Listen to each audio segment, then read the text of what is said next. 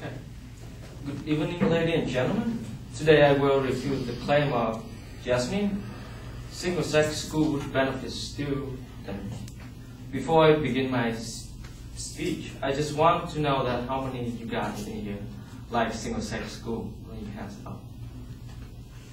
Okay, no one. That's good.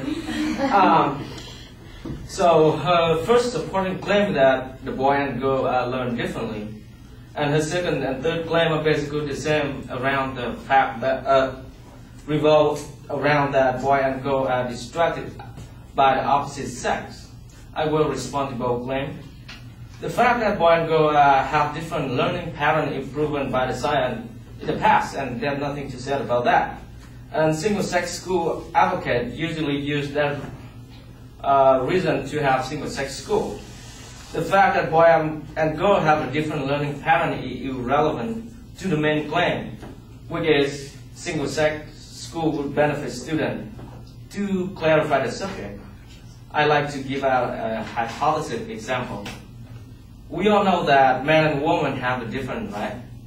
So would it make two men or two women live together and would benefit the society? The answer is likely not. Let's make the example a little bit bigger. So the man and woman are operate in the workplace different. So should we have the facility full of single sex would benefit society?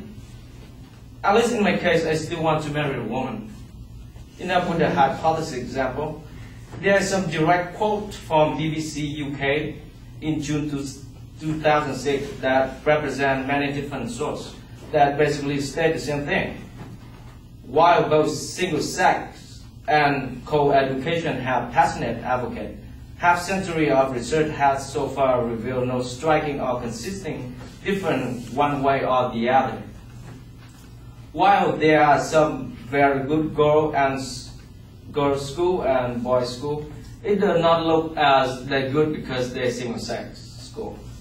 The article also notes that the attention recently has shifted to single-sex class within school.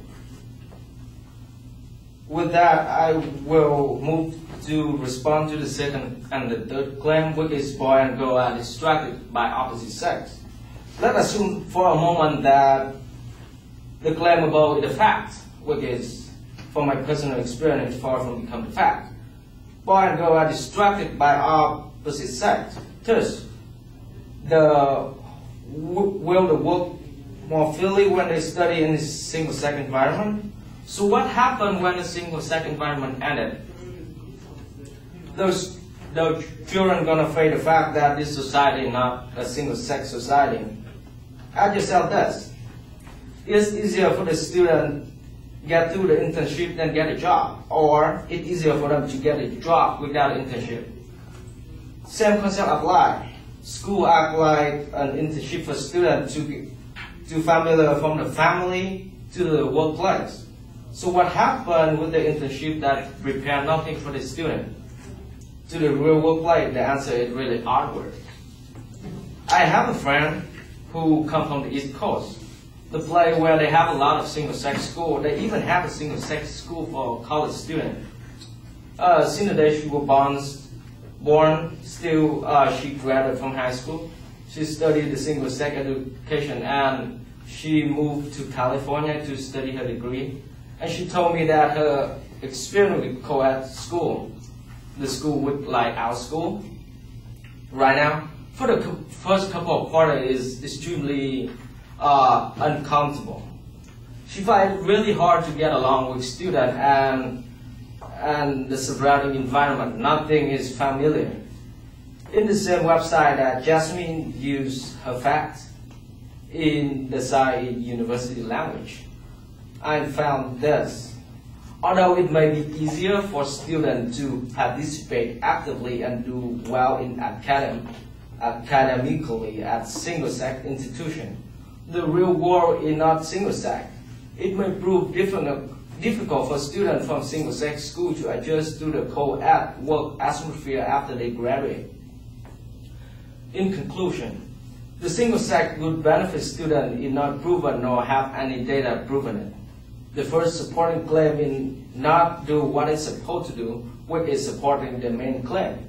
And the second and the third supporting claim depend on the point of view. And from the history point of view, the single-sex school will not benefit students, for we move from the single-sex education to the co-ed education nowadays. And that child is not likely to gonna go back to single-sex education anytime soon.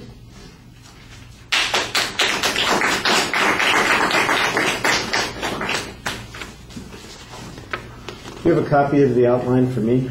Yes. All right. I thought you did a good job labeling the advocate's claims. I'm not sure why you bothered doing the audience survey. It doesn't end up being used in the presentation. I'm not sure it advances any ideas. The idea of learning differences, you suggest that it's irrelevant, but your primary reason for suggesting that it's irrelevant is because that people don't live in that kind of environment. And that's the argument that you come back to for the rest of the speech. And I think it's a pretty solid argument, but I think you maybe have missed a couple of opportunities. For example, that might be true that men and women have different ways of learning, but it's also true that men have different ways of learning from one another, and that women have different ways of learning from one another. And probably all of you have heard those kinds of things, like there are visual learners and auditory learners and tactile learners and that sort of thing. And the truth of the matter is that you have to learn all kinds of styles of learning, and you have to adjust to all of them. And I think that's maybe would make that argument a little bit stronger. The BBC quote, I think, is the thing that applies most directly to this argument, suggesting that there's not really any adequate evidence to show that it makes a substantial difference. It largely dismisses the information presented by the advocate in a generic way, suggesting that it's based on people's passion for this subject, but not much research on it. You never really discuss the advocate's evidence in any detail, so you're really talking about general responses on these issues, and so there's not quite the same level of refutation as there is counterclaims. I like the analogies that you draw both on the first and the second point when you're talking about the job situation, for instance, and what kind of circumstance you're going to live in, or what the real world is like. I think you do a very good job explaining how that means that this single-sex school is probably not going to produce a desirable outcome in the long run. You're kind of looking at it from the context of once you're outside of school. Maybe the advocate's looking at it from the context of just while you're in school. If that's the truth, then I think you really need a little bit stronger information on that section while they're in school. But I thought you had a good general response on the issues. It's very well organized. It's pretty easy to follow what you're saying, and I like the analogies that you're drawing. All right, thank you.